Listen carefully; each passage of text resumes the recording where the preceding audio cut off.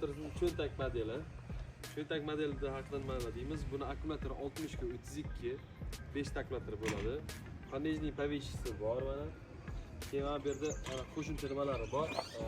Bemalol 2 kishi o'tirgan payt ikkinchi kishini oyog'i, chap oyog'ini mana bu yerga qo'yib bemalol o'tirsa bo'ladi. Buni boshqa cho'ntak modellardan farqi kengligi. Bu birlik deyiladi. Va bu yeri eni 1 metr 10 santimetr bo'ladi. Bahaybatroq bo'ladi. Boshqa nimalarga, texnikalarga qaraganda bu kattaroq. Keyin yana bitta xususiyati bu mana bu xohlagan paytingizda mana bu splashnoy boshqasiz bo'ladi bu.